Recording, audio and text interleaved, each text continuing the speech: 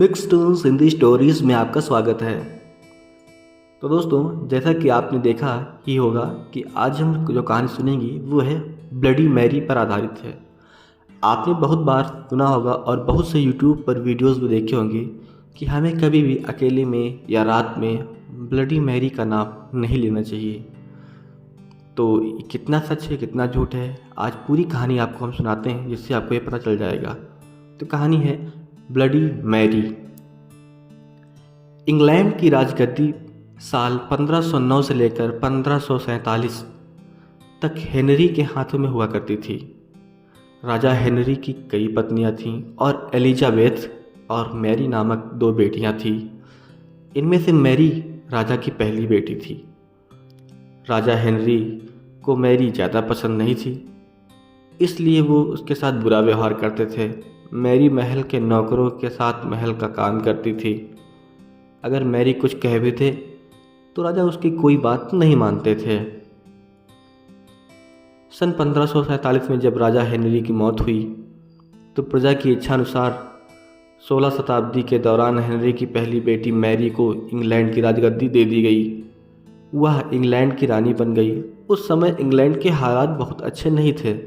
England Catholic और Protestant इन दो धर्मों के बीच बट गया था। उस समय दोनों धर्मों के लोग आपस में जंग लड़ रहे थे। रानी मैरी चाहती थी कि पूरे इंग्लैंड में सिर्फ एक ही धर्म हो, लेकिन लोगों ने उसकी यह बात मानने से साफ इनकार कर दिया और इससे नाराज होकर रानी ने उनकी बात ना मानने वालों को मौत की सजा दे दी थी। वह ऐसे लोगों को जिंदा भी जला देती थी। रानी मैरी की इस क्रूरता की वजह से इंग्लैंड के लोग उससे नफरत करने लगे। ऐसा भी कहा जाने लगा कि रानी मैरी कुंवारी जवान लड़कियों के खून से नहाती थी। उसका मानना था कि उनके खून से नहाने से वह ज़्यादा दिनों तक जवान रह सकती है।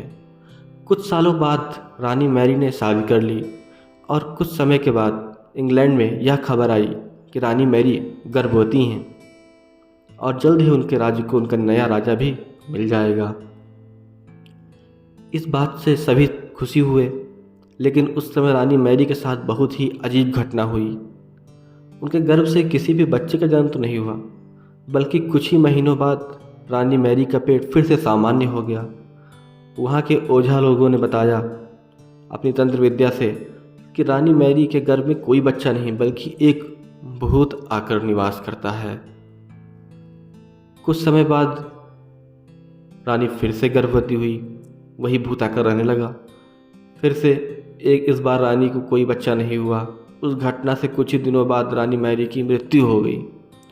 इसके बाद मैरी की छोटी बहन एलिजाबेथ को इंग्लैंड की राजगद्दी पर बैठाया गया। एलिजाबेथ इंग्लैंड की नई रानी बन गई। रानी मैरी की क्रूरता की वजह से इंग्लैंड के लोग उसे एक निर्दयी औरत मानते थे। वही जब उसके गर्भ में बच्चे की जगह भूत निवास होने लगा तो लोगों ने उसे शापित भी करार दे दिया। इसी वजह से लोगों ने उसे नाम दिया ब्लडी मैरी। इस कहानी से हमें सीख भी मिलती है। ब्लडी मैरी की कहानी से हमें यह सीख मिलती है कि निजी विचारों व सोच को लेकर दूसरों पर दबाव नहीं बनाना चाहिए। शांति और करुणा से लोगों का ख्याल रखना ही मनुष्य का धर्म है। तो दोस्तों, इस कहानी से आपको क्या समझ में आया, क्या नहीं आया, ये अपनी प्रतिक्रिया कमेंट में ज़रूर बताएं। चैनल को सब्सक्राइब कर लें, लाइक कर लें।